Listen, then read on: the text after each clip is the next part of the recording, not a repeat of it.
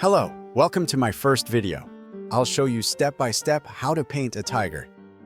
The technique used in this painting is alla prima, or wet on wet, which means the entire painting must be completed in just one session. I finished this painting in 3 hours.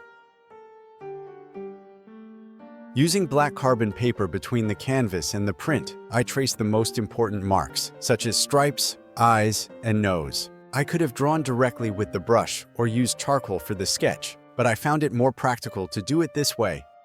With the lines now transferred onto the canvas, I painted the darker areas of the image, which I call anchor points. In these dark areas, like the stripes, eyes, and mouth, I used black acrylic paint diluted in water.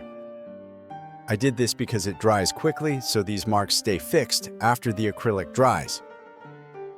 When I start applying the oil paint on top, these marks will serve as a base beneath the oil paint layer. If I make a mistake, I can use a cloth with solvent to remove the oil paint and start again. I won't lose the drawing underneath because the acrylic will already be dry.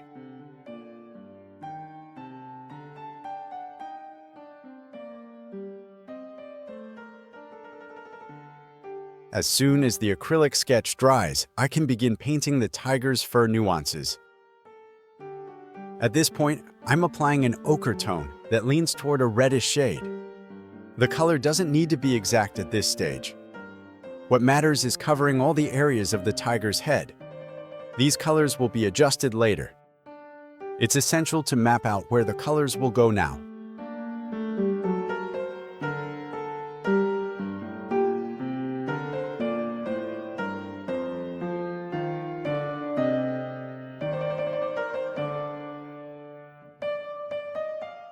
After mapping, I begin covering the darker areas, previously painted in acrylic, using oil paint to recover the contrast and connect the stripes with the rest of the fur, which has that orange tone typical of tigers.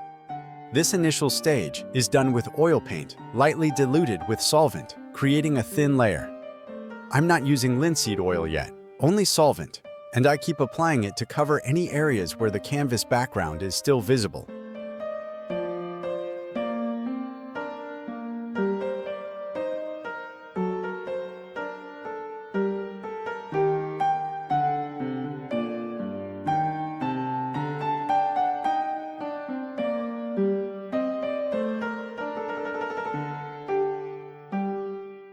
While you watch this tutorial, if any questions arise, feel free to ask me in the comments section.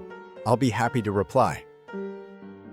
Also, make sure to hit the like button, subscribe to the channel, and share it with friends.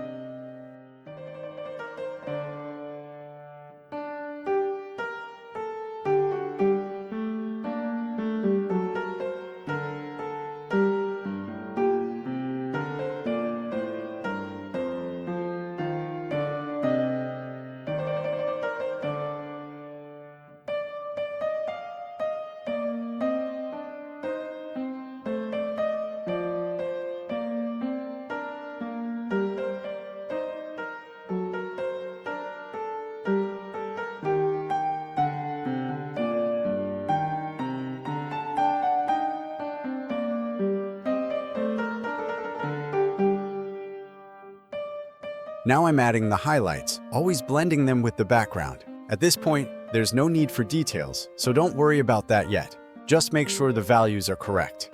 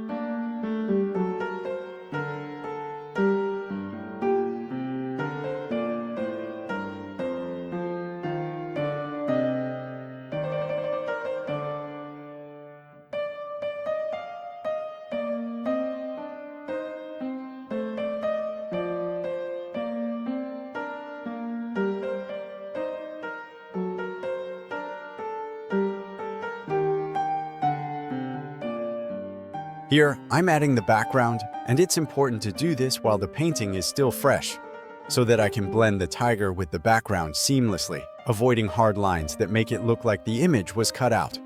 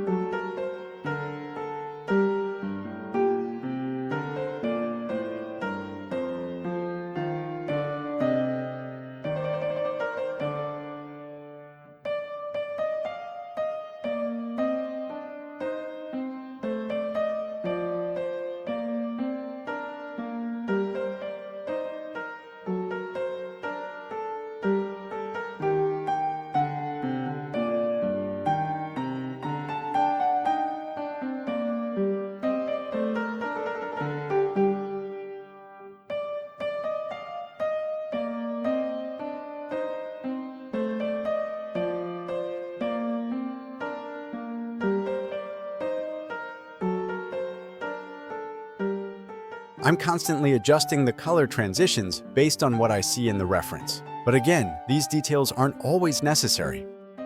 While I'm painting, I tend to see things too closely and feel like I need to correct everything. But if you step back a few steps and hold the brush at the end of the handle, you'll see that not every detail is essential. This level of detailing takes a lot of time and doesn't always make a big difference. In fact, some of the most beautiful paintings, in my opinion, are the ones that are not heavily detailed, but still clearly represent the subject with bold brush strokes. The true skill of a painter is the ability to achieve the desired effect with a few brush strokes, without having to paint every little detail. It's an economy of effort that helps you paint faster and creates a more expressive result. For example, as I narrate this video after finishing the painting, I realize that many of the details I added were unnecessary. Some details are essential, but others aren't. Knowing which ones to keep and which ones to skip is an important skill. Also, your painting doesn't have to look exactly like the reference. The reference is just a tool to help you achieve your goal. But remember that you're creating an original work. It doesn't have to be identical to the reference.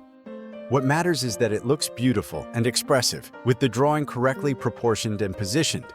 Since we tackled the drawing with the tracing and acrylic anchor points, we've eliminated the chance of drawing errors.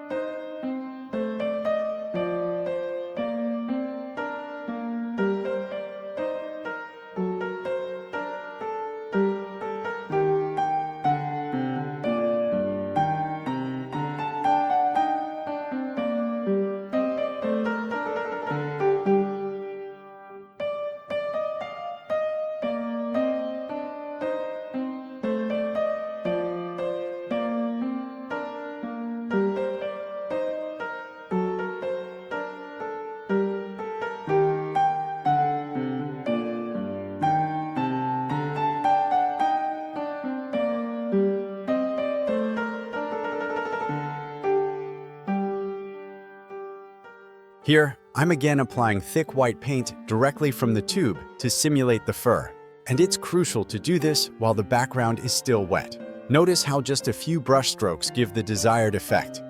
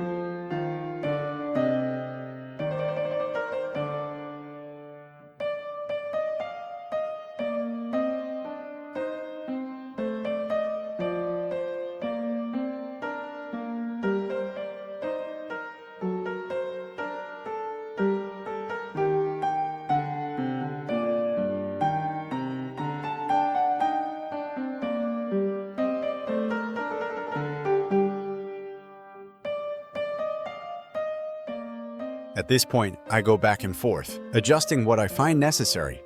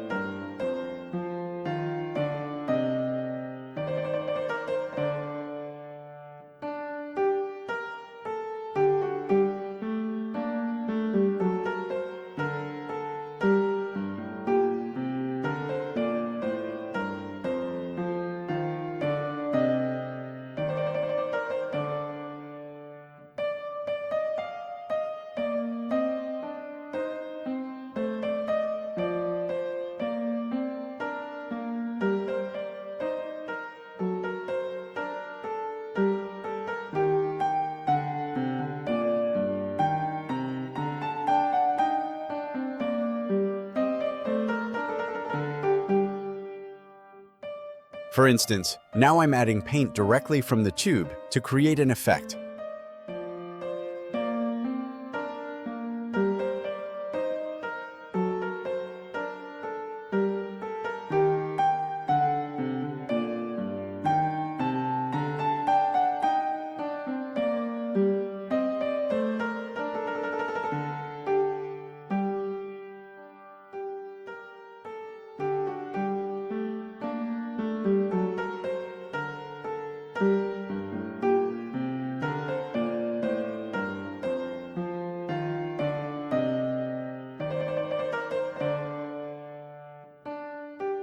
The brushstroke marks in the painting are essential. Notice how I'm using the fan brush for some effects. It's great for painting animals because it mimics the fur well.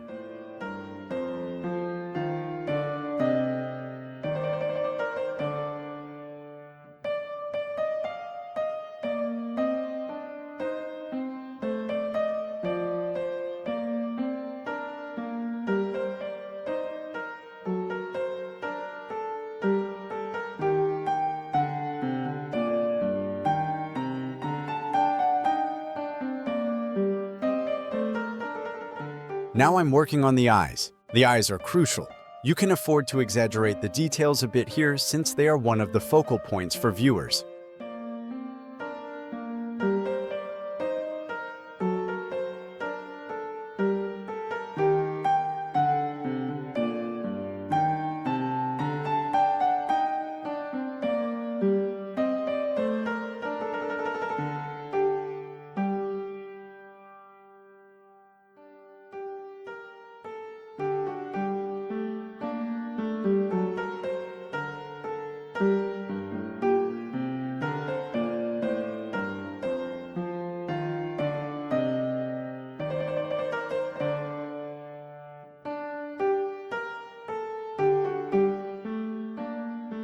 I'm scratching the tiger's whiskers with the end of the brush handle, but as you can see, it's not marking enough. So I decided to go over it with white paint. The paint is thinned with linseed oil and applied with a rigger brush to achieve fine lines, and the result looks great.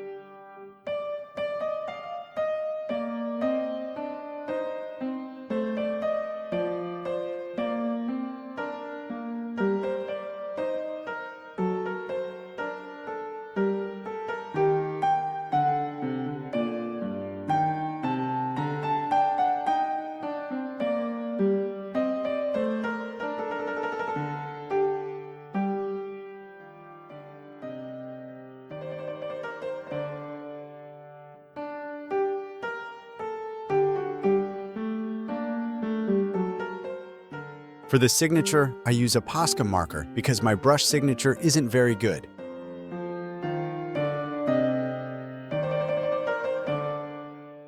Here you can see the real colors.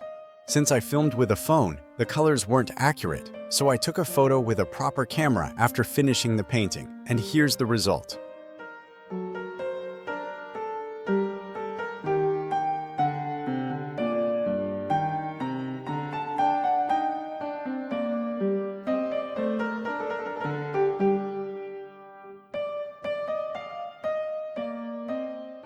I hope you enjoyed the video. Please leave your suggestions for future videos in the comments. It will encourage me to create more content like this. Don't forget to like, subscribe, and share with anyone you think will enjoy this video. Thank you very much.